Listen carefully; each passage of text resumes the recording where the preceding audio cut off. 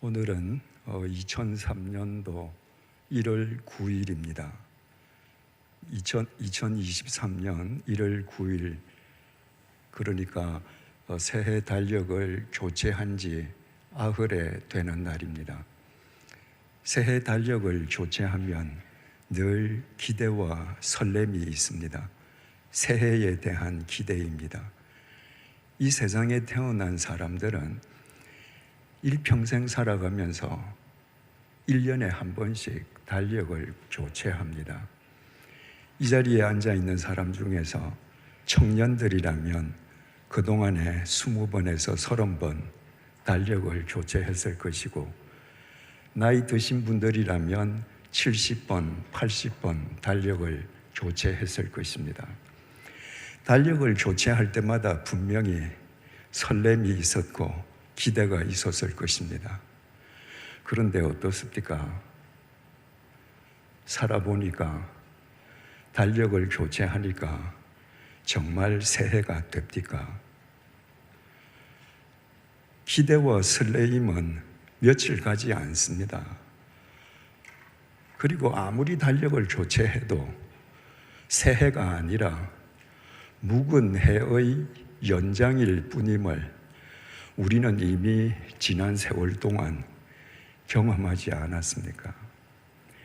그렇다면 우리가 9일 전에 기대와 설레임 속에서 2023년도 새해 달력을 교체했다 한들 올해 역시 묵은 해의 되풀이일 수밖에 없지 않겠습니까? 새해, 새 생명, 새로운 것은 절대로 달력의 교체로 주어지지 않습니다.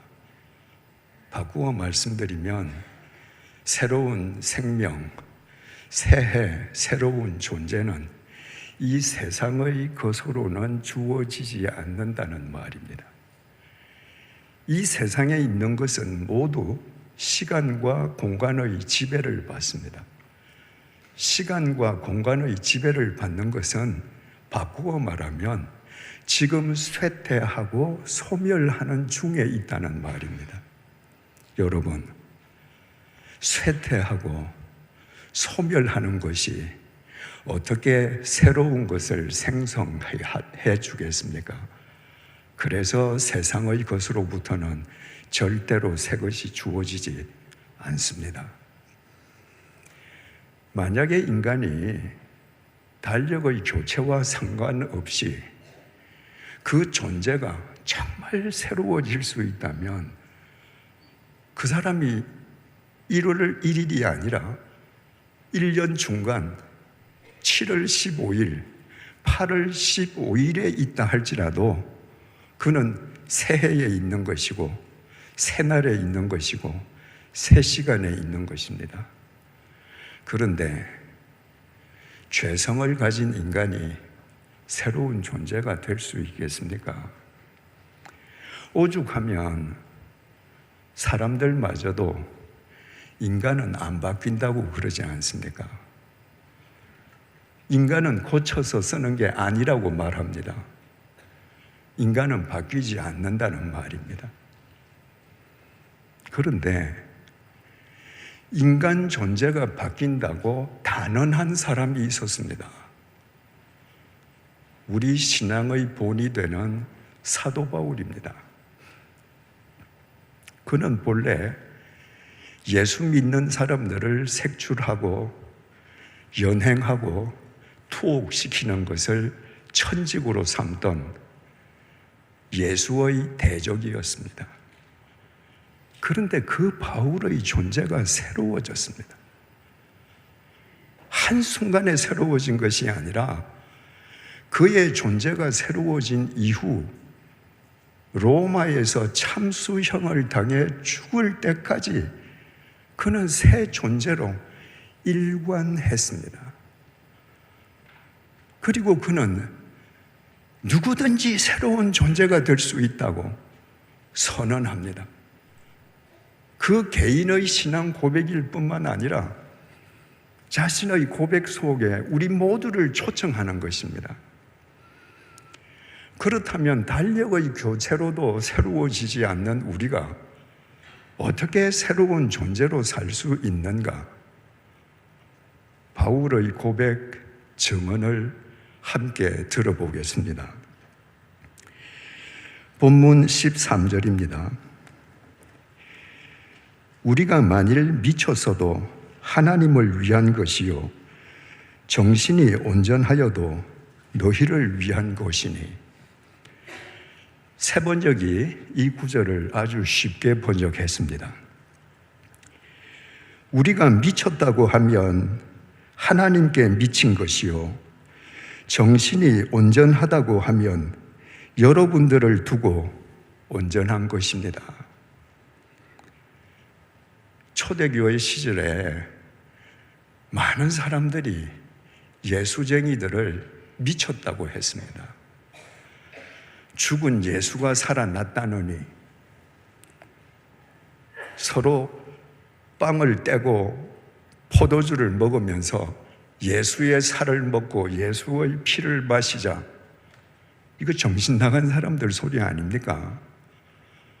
그런데 바울은 그들의 비난 섞인 표현을 부정하지 않았습니다. 그래, 난 미쳤어. 바울이 미쳐도 우리가 존경할 만한 것은 바울 자기 자신에게 미친 것이 아니라 하나님에게 미쳤기 때문입니다. 사람이 가장 위험한 것은 자기에게 미치는 겁니다. 자기 욕망에, 자기 명예심에, 자기 편견에, 세상에 기인한 자기 집념에 미치면요, 그 사람은 자기 자신과 타인을 동시에 해치는 흉기가 됩니다. 반면에요, 신앙이라는 것은 하나님께 미치는 겁니다. 여러분, 죄의 구렁텅이에서 죽어가면서도 죽어가는 줄도 모르던 나를 하나님께서 먼저 나를 지명하시고 당신의 독생자를 제물 삼아 나를 살려주신 그 하나님의 은혜를 생각하면 어떻게 그 하나님께 미치고 살지 않을 수 있겠습니까? 믿음은 하나님께 미치는 겁니다. 바울은 하나님께 미쳐서 살았습니다. 하나님께 미쳐서 사는 대신에 그 하나님을 전해야 될 대상인 사람들에게는 지극히 온전한 정신으로 그들을 대했습니다. 만약에 바울이 하나님께 미쳐서 산다고 해서 사람들에게도 미친 사람처럼 복음을 전했다, 그랬더라면 그가 쓴 글이 신약 성경 4분의 1, 복음서를 제외하고 신약 성경의 3분의 1이 될 리가 없습니다. 하나님께 미쳤지만 자기가 미친 그 하나님의 은혜를, 사랑을 온 지성을 다해서, 온 이성을 다해서 참다운 말로 온전하게 표현했습니다. 그래서 그의 말이 성경이 되었습니다. 바울이 가이사랴 감옥에 갇혀 있을 때였습니다.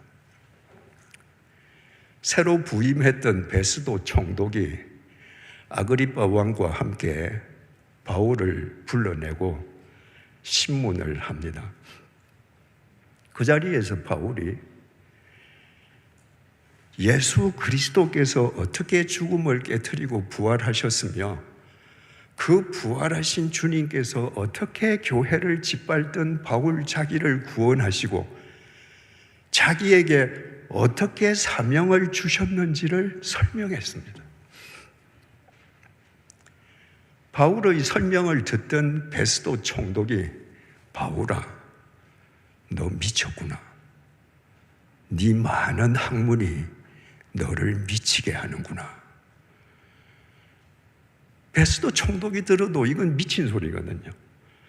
예수가 죽었다가 살아났다느니, 그 산 사람이 그리스도 메시아라느니, 죽었다가 살아난 사람이 바울 자기를 구원하고 미션을 줬다느니, 베스도 총독이 보기에 이건 미친 사람이에요.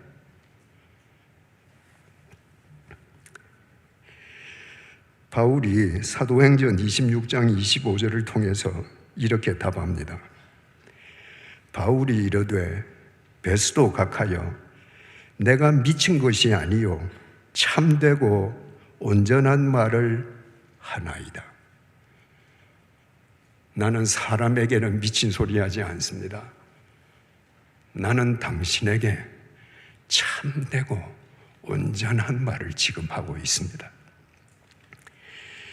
말이 적으나 많으나 당신뿐만 아니라 오늘 내 말을 듣는 모든 사람도 다 이렇게 결박된 것 외에는 나와 같이 되기를 하나님께 원하나이다.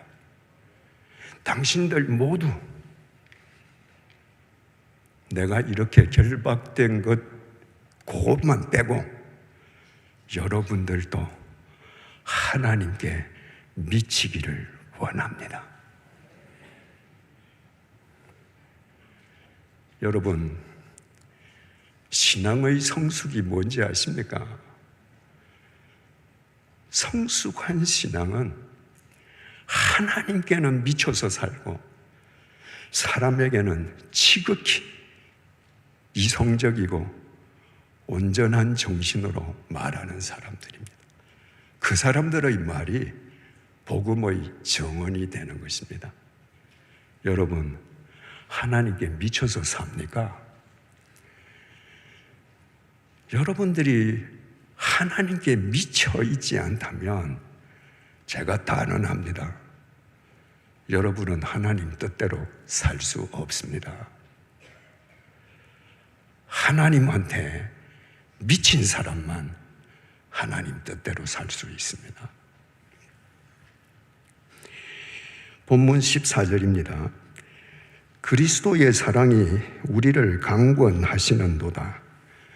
그리스도의 사랑이 우리를 강권하시는도다. 쉬내코 사로잡고 계신다 이 말입니다.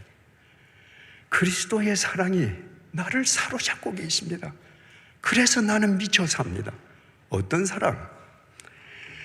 그리스도의 사랑이 우리를 강권하시는도다. 우리가 생각하건대 한 사람이 모든 사람을 대신하여 죽었은즉 모든 사람이 죽은 것이라. 어떤 그리스도의 사랑이 바울을 사로잡아서 하나님께 미쳐서 살게 했는가? 주님 한 사람이 모든 사람을 위해 대신 죽으셨는데 그 모든 사람 속에 바울 자신도 포함되어 있다는 걸 깨달았던 것입니다. 여러분, 죄의 삭은 사망입니다. 죄인은 다 죽어야 합니다. 우리 다 알죠? 그런데 이 세상 누가 죄의 삭은 사망이라고 해서 자기 죄를 위해서 스스로 죽겠다는 사람이 어디 있습니까? 없습니다. 자기 죄로 죽을 사람 한 사람도 없습니다. 그래서 예수님께서 대신 죽어주신 것입니다. 그 사랑이 지금 사도 바울을 사로잡고 있습니다. 예수님께서 바울의 죄값을 대신 치러주시기 위해서 십자가의 제물이 되어서 바울 대신 죽임만 당하셨다. 그러면 바울의 죄값은 해결될는지 모르지만 바울을 공동묘지 너머로 주님께서 인도하실 수는 없습니다. 그래서 15절이 이렇게 증언합니다. 그가 모든 사람을 대신하여 죽으심은 살아있는 자들로 하여금 다시는 그들 자신을 위하여 살지 않고 오직 그들을 대신하여 죽었다가 다시 살아나신 이를 위하여 살게 하려 하심이라. 주님께서 모든 사람을 대신해서 제물이 되어 돌아가셨는데 그것으로 끝나지 않고 주님께서 사흘째 되는 날 죽음 한가운데에서 죽음을 깨트리고 다시 살아나셨습니다. 그래서 우리로 하여금 공동묘지에서 끝나버릴 허망한 삶이 아니라 공동묘지를 뛰어넘는 초월하는 새로운 생명의 삶을 살게 해 주신 것입니다. 그 사랑이 사도 바울을 사로잡고 있습니다. 그걸 깨닫는 순간부터 바울은 하나님께 미쳐 살지 않을 수 없었던 것입니다.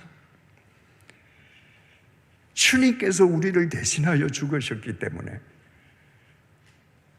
그리고 주님께서 우리를 위해서 부활하셨기 때문에 이제 우리가 부활하신 주님 안에서 새로운 삶을 산다고 우리가 공개적으로 선언한 예식이 세례식입니다.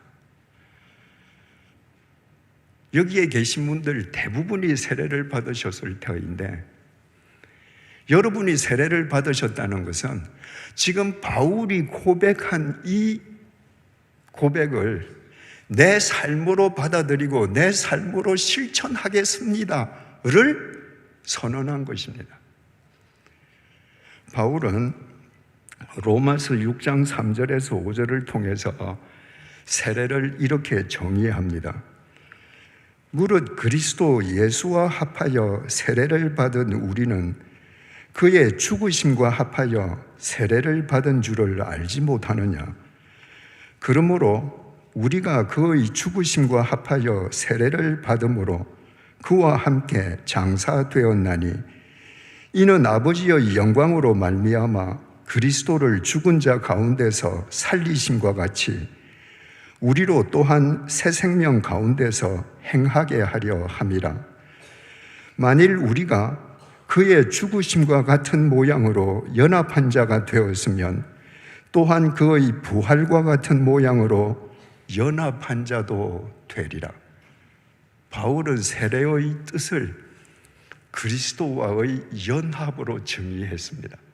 세례를 받는다는 것은 나를 위해서 돌아가신 주님의 죽음과 연합해서 나의 옛사람이 죽는 것입니다. 그리고 다시 죽음을 깨트리고 부활하신 주님의 부활과 연합해서 내가 새 사람으로 다시 일어나는 것입니다. 장로교에서는 세례식을 할 때 상징적으로 수세자의 머리에 물방울을 떨어뜨리지 않습니까? 근데 지금도 침례교는 강단 뒤에 있는 목욕탕에서 물에 잠기죠. 헬라말로 세례를 베푼다는 밥티조라는 말은 본래 물에 잠근다는 말입니다. 생각해 보셔요. 요단강에서 세례 요한이 세례를 베풀 때 사람들이 세례를 받습니다. 세례 요한이 그 사람을 잡고 물에 푹 담궈요. 어떻게 하죠? 숨을 끊어야 됩니다. 숨을 멈추고 물에 잠기는 순간에 그리스도의 죽음과 연합해서 옛사람은 죽었습니다. 다시 물에서 끌어올리죠. 새 숨을 쉽니다. 부활하신 예수와 연합해서 새로운 삶을 시작하는 것입니다. 이것이 세례의 의미예요. 어떻게 그것이 가능한가? 주께서 우리를 위해서 죽어주시고 다시 부활해 주셨기 때문에 가능한 겁니다. 그러므로 여러분들께서 세례의 의미만 바르게 아셔도 세례교인들은 하나님께 미쳐 살지 않을 수 없는 겁니다. 16절입니다. 그러므로 우리가 이제부터는 어떤 사람도 육신을 따라 알지 아니하노라. 비록 우리가 그리스도도 육신을 따라 알았으나 이제부터는 그같이 알지 아니하노라. 육신을 따라 알지 않는다. 이게 도대체 무슨 말인가? 공동 번역이 아주 쉽게 번역했습니다. 그러므로 우리는 이제부터 아무도 세속적인 표준으로 판단하지 않을 것입니다. 전에는 우리가 세속적인 표준으로 그리스도를 이해하였지만 이제는 그렇게 하지 않습니다.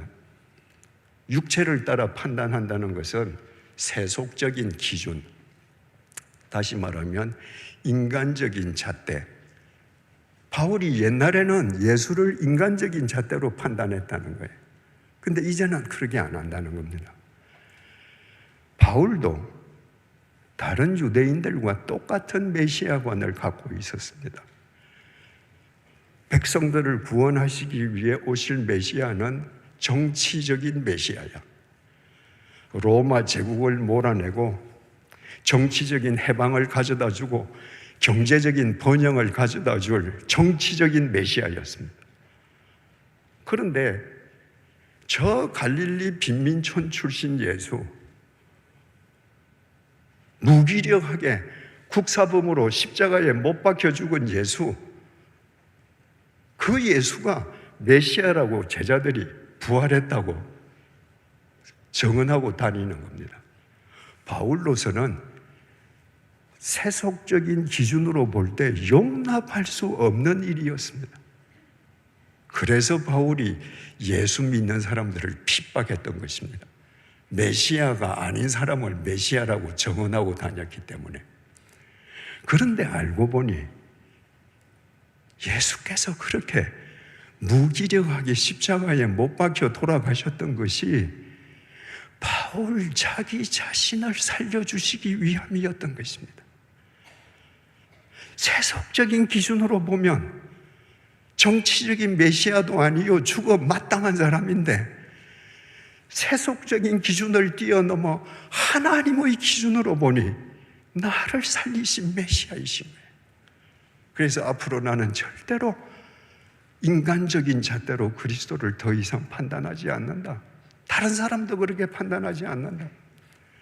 아무리 보잘것없는 사람이라 할지라도 예수 그리스도의 제사로 살아간다면 그 사람은 하나님의 사람이 분명할 것이므로 나는 더 이상 인간적인 잣대로 그 사람을 왈가왈부하지 않을 것이다.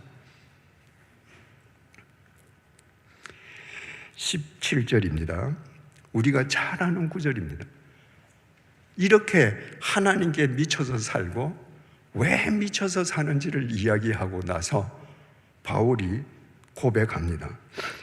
그런즉 누구든지 그리스도 안에 있으면 새로운 피조물이라 이전 것은 지나갔으니 보라 새 것이 되었도다. 예수께서 우리 죄값을 치르시고 돌아가셨습니다. 그리고 죽음을 깨트리고 부활하셨습니다. 부활하신 주님 안에 누구든지 그 주님 안에 있으면 그 주님의 능력으로 새로운 피조물, 새로운 존재로 살아갈 수 있다. 완벽한 논리입니다. 그런데 여기에 근본적인 질문이 제기됩니다. 새로운 피조물이 되는 조건이 있습니다.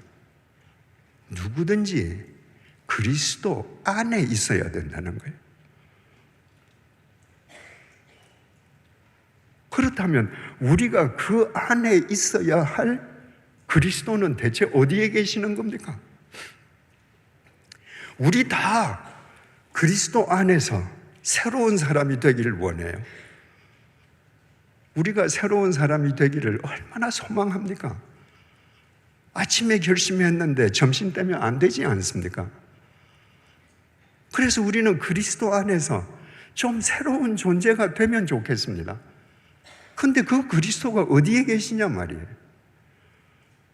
어떻게 그 그리스도 안에 거할 수가 있느냐는 겁니다. 우리의 모든 신앙을 압축한 사도신경 내용입니다. 본디오 빌라도에게 고난을 받으사 십자가에 못 박혀 죽으시고 장사한 지 사흘 만에 죽은 자 가운데서 다시 살아나시며 하늘에 오르사 하나님 우편에 앉아 계시다가 부활 승천하신 주님은 지금 하늘에 계십니다. 우리가 새로운 존재가 되려면 그분 안에 있어야 되는데 어떻게 하나님 우편에 앉아 계신 그분을 찾아서 하늘로 올라갈 수 있습니까?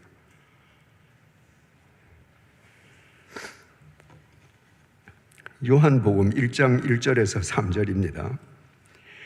태초에 말씀이 계시니라. 이 말씀이 하나님과 함께 계셨으니 이 말씀은 곧 하나님이시니라. 그가 태초에 하나님과 함께 계셨고 만물이 그로 말미암아 지은 바 되었으니 지은 것이 하나도 그가 없이는 된 것이 없느니라. 태초부터 하나님은 말씀으로 계셨다는 거예요. 그 말씀으로 천지를 창조하셨습니다. 하나님은 말씀이시고 말씀이 곧 하나님이세요. 요한복음 1장 14절입니다. 말씀이 육신이 되어 우리 가운데 거하심에 우리가 그의 영광을 보니 아버지의 독생자의 영광이요 은혜와 진리가 충만하더라. 태초부터 말씀으로 계신 하나님, 그 로고스, 그분이 인간의 몸을 입고 이 땅에 오셨는데 그분이 그리스도 예수라는 겁니다. 그러면 예수 그리스도 주님을 사랑한다는 건 뭐예요? 말씀을 사랑하는 겁니다.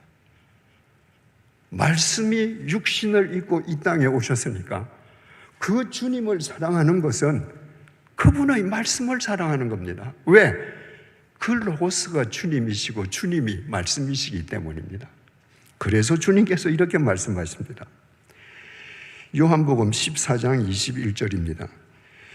나의 계명을 지키는 자라야 나를 사랑하는 자니 나를 사랑하는 자는 내 아버지께 사랑을 받을 것이요 나도 그를 사랑하여 그에게 나를 나타내리라.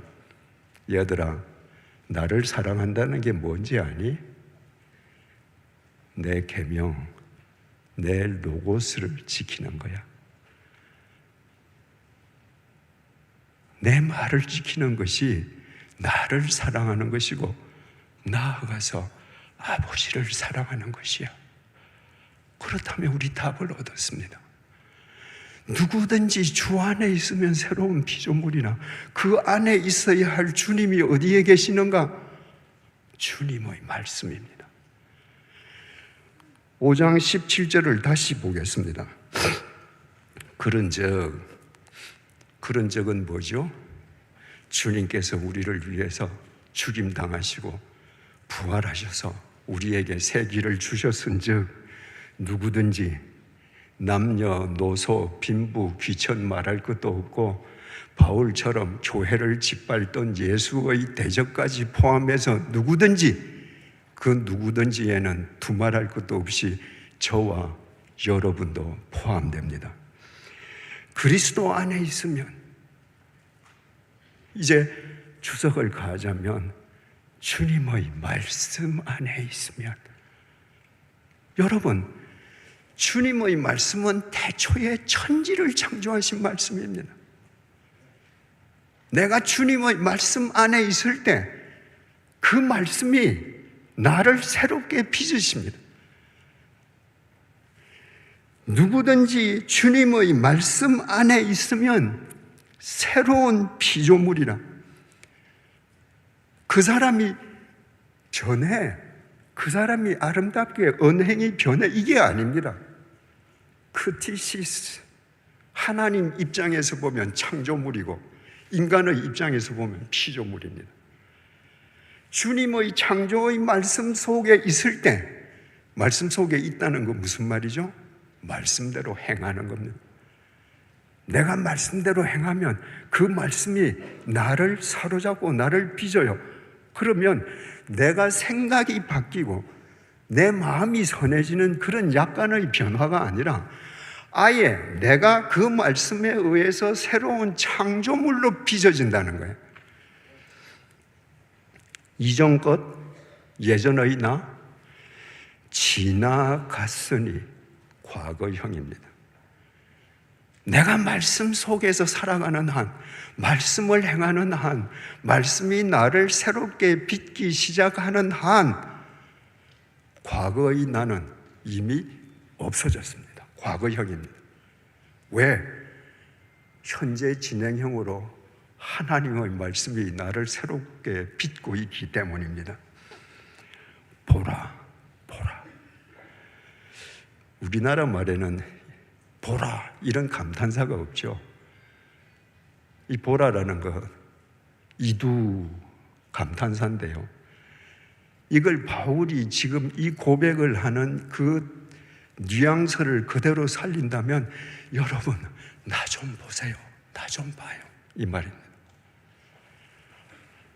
새 것이 되었도다. 새 것, 카이노스, 새 존재입니다. 새 존재로 새롭게 빚어졌습니다. 되었도다 완료형으로 기록되어 있습니다. 이미 주님의 말씀이 완료형으로 나를 새 존재로 만들어 주신다는 것입니다. 여기에 또 근본적인 질문이 대두됩니다. 누구든지 주님의 말씀 안에 있으면 그 말씀이 우리를 새롭게 빚어주셔요. 그런데 우리가 과연 하나님을 믿는다고 하면서 하나님의 말씀 속에 살고 있느냐 하는 것입니다.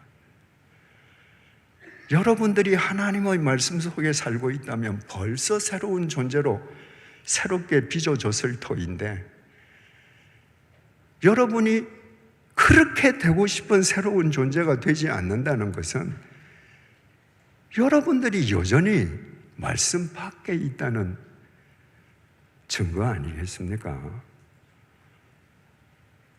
하나님의 말씀 몇 구절만 한번 우리가 생각을 해 보십시다.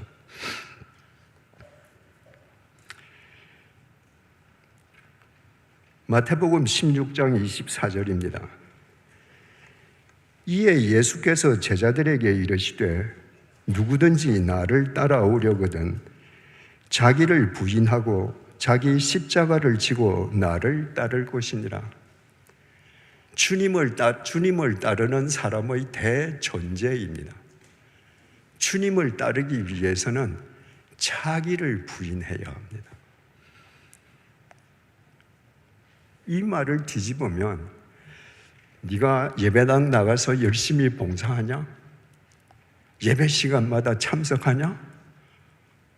엄청난 헌금을 하냐? 누구보다도 열심으로 신방 다니냐? 그런데 너를 부인하지 않으면 너는 내 제자 아니야. 자기의 욕심을, 자기의 명예심을, 자기의 이기심을, 자기의 편협한 감정을, 세상에 기인한 자기의 이념을 부인하지 않으면 그 마음속에 하나님 말씀이 담기지 않고 하나님 말씀 안에 거할 수가 없습니다. 여러분 어떻습니까? 주님을 쫓기 위해 여러분을 부인합니까?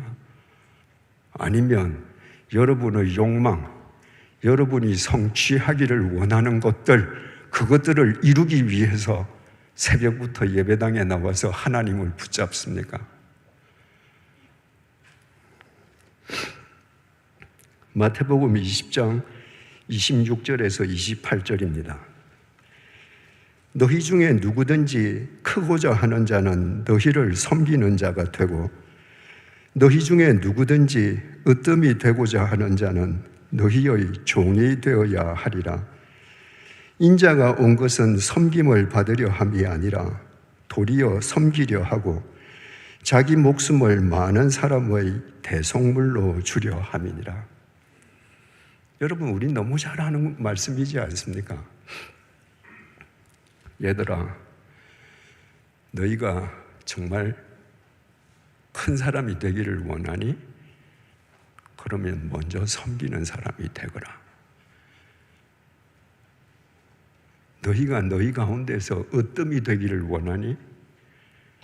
그러면 너희 종이 먼저 되라. 왠지 아니? 내가 어디 가서든지 섬김을 받는 거 너희들 본 적 있니? 나 너희들 섬기려 온 거 알지?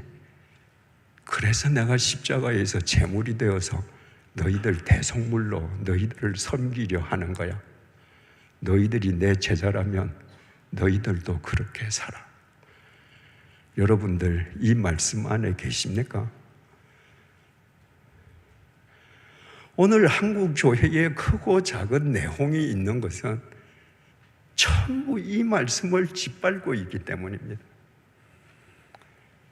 여러분, 우리는 프로테스탄트들입니다. 무엇에 프로테스트 했습니까? 로만 가톨릭 교회의 잘못된 시스템에 우리는 프로테스트 했던 사람입니다. 교황을 정점으로 하는 계급주의, 하이어라키에 우리는 프로테스트 했습니다. 그래서 개신교는 하나님 앞에서 모두가 똑같은 제사장이라고 만인 제사장을 부르짖었습니다. 그게 종교개혁의 핵심입니다. 그런데 오늘날 교회는 어떻습니까?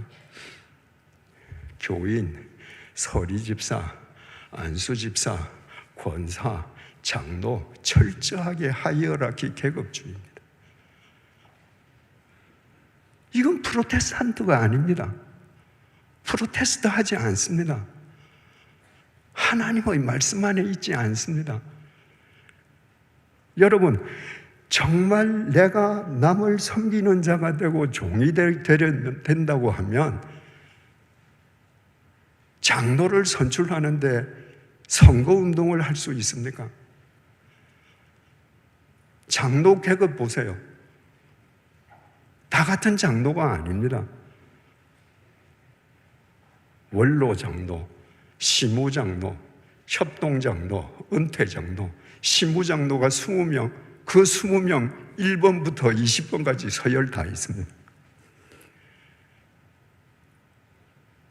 여러분, 이렇게 하나님의 말씀을 등을 지고도 교회 생활만 한다고 새로운 존재가 되겠습니까? 요즘 목사님들 퇴임하면서 받는 전별금을 보십시오. 봉급쟁이들은 평생 만지지 못하는 돈을 받습니다. 전별금 받고 집 받고 그리고 죽을 때까지 봉급 따로 또 받습니다. 대한민국에서 그런 직업은 목사가 유일합니다. 평생을 헌신하라, 자기를 부인하라, 네 것을 포기하라고 설교한 사람들이 퇴임할 때는 내 설교 다 거짓말이어서 이러고 퇴임합니다. 여러분, 그런 한국 교회에서 여러분들이 신앙생활하고 있는데 여러분들 개개인이 하나님의 말씀 안에 거하지 않고 여러분들이 정말 새로운 존재가 되겠습니까? 마가복음 13장 35절입니다. 그러므로 깨어 있으라. 집 주인이 언제 올는지, 혹 저물 때일는지, 밤중일는지, 닭 울 때일는지, 새벽일는지 너희가 알지 못함이라. 종말을 대비하라는 주님의 말씀인데요, 종말에는 두 가지 종말이 있습니다. 첫째는 우주적 종말, 역사의 종말입니다. 주님께서 재림하시고 모두가 주님의 심판대 앞에 서는 우주적 종말. 두 번째 종말은 우리 개개인의 죽음입니다. 우주적 종말이든 우리 개개인의 죽음이란 종말이든 이 두 종말은 공통점이 있습니다. 언제 임할지 모른다는 거예요. 그래서 깨어 있으라는 겁니다. 여러분, 오늘 아침에 전 세계 70억 인구 가운데 집을 나온 사람 중에 오늘 밤에 집에 들어가지 못하는 사람 참 많을 겁니다. 밖에서 죽은 거예요. 그 사람들이 아침에 집을 나설 때 오늘 집 밖에서 길에서 죽을 거라고 상상인들 했겠습니까? 그게 죽음이에요. 그래서 주님께서는 깨어 준비하라고 하십니다. 그런데 오늘 밤에 죽음이 여러분을 덮칠지 모르는데 여러분들의 관심사는 뭡니까? 내 주머니 불리고 금융자산 늘리고 부동산 늘리고 그런 것입니까? 그렇게 해서 여러분들이 앞으로 달력을 100번을 바꾼들 새 존재가 되겠습니까? 야고보서 1장 22절 말씀입니다. 너희는 말씀을 행하는 자가 되고 듣기만 하여 자신을 속이는 자가 되지 말라. 말씀을 행하는 자가 되라. 말씀 안에 있으면 말씀의 행함이 드러납니다. 말씀의 행함이 드러난다는 것 자체가 말씀 안에 있다는 거예요. 내가 말씀 안에 있으면 살아 움직이는 그 말씀이 내 손과 발을 타고 내 삶을 통해서 인카네이션 합니다. 그렇게 살아라. 듣기만 하여 자신을 속이는 자가 되지 말라. 말씀을 듣기는 듣는데 행하지는 않아요.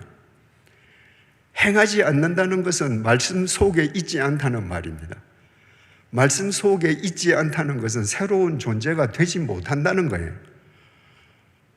그런데 나는 말씀을 주일마다 가서 목사님의 그 주옥 같은 말씀을 듣기 때문에 마치 내 존재가 새로워진 것처럼 나를 속여요.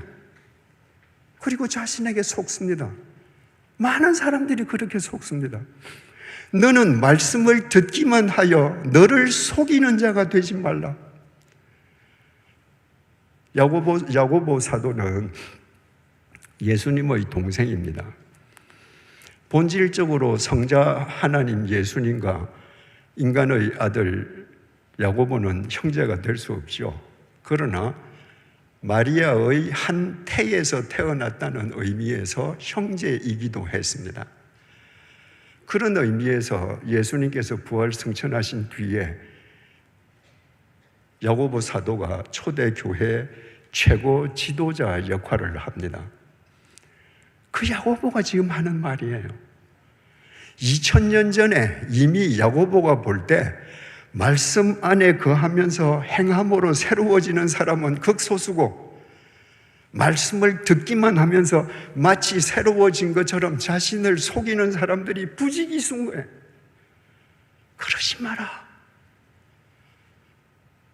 그 야고보 사도의 외침은 오늘 우리를 향한 외침이기도 하지 않겠습니까? 우리 바울의 고백 고린도후서 5장 17절을 다시 보겠습니다. 그런즉 누구든지 그리스도 안에 있으면 새로운 피조물이라 이전 것은 지나갔으니 보라 새 것이 되었도다. 그리스도 안에 있으면, 이것은 그리스도 말씀 안에 있으면 그 말이죠. 여러분, 지금 이 고린도후서 5장 17절의 이 바울의 고백을 바울의 심정으로 한번 말해보면 이런 말입니다. 그러므로 나처럼 교회를 짓밟던 바울도 주님의 말씀 안에 있었더니 이렇게 새로운 피조물이 되었습니다. 교회를 짓밟던 바울은 완전히 사라졌습니다. 나 좀 보세요. 나 좀 보세요. 이렇게 내가 새 것이 되었습니다. 여러분, 이렇게 살고 싶지 않습니까? 히브리서 4장 12절에서 13절입니다. 하나님의 말씀은 살아있고 활력이 있어 좌우에 날선 어떤 검보다도 예리하여 혼과 영과 및 관절과 골수를 찔러 쪼개기까지 하며 또 마음의 생각과 뜻을 판단하나니 지으신 것이 하나도 그 앞에 나타나지 않음이 없고 우리의 결산을 받으실 이의 눈앞에 만물이 벌거벗은 것 같이 드러나느니라. 우리가 말씀 안에 있을 때 그 말씀이 우리 영혼의 거울이 되어줍니다. 우리의 실상이 얼마나 형편없는지, 우리의 실체가 얼마나 누추한 상태에 있는지 가감없이 보여줍니다. 보여만 주면 우리는 주눅들어서 못 삽니다. 우리의 실상을 보여준 말씀은 우리를 채우고 새롭게 빚어주십니다. 시편 19편 7절에서 8절입니다. 여호와의 율법은 완전하여 영혼을 소성시키며 여호와의 증거는 확실하여 우둔한 자를 지혜롭게 하며 여호와의 교훈은 정직하여 마음을 기쁘게 하고 여호와의 계명은 순결하여 눈을 밝게 하시도다. 우리가 말씀 안에 있을 때 천지를 창조하신 그 말씀이 우리의 부족한 부분을 메우고 우리를 강하게 일으켜 세우시며 새로운 크노시스 피조물로 날마다 빚어주십니다. 시편 119편 105절입니다. 주의 말씀은 내 발의 등이요 내 길의 빛이니이다. 주님의 말씀은 우리 인생의 내비게이션입니다. 그래서 이 주님의 말씀 속에서 주님의 말씀을 따를 때 우리의 존재가 새로워지는 것입니다. 달력으로는 새로워지지 않습니다. 오직 말씀으로만 우리는 새롭게 창조됩니다. 오늘 이 밤이 그 첫걸음이 되기를 축원합니다.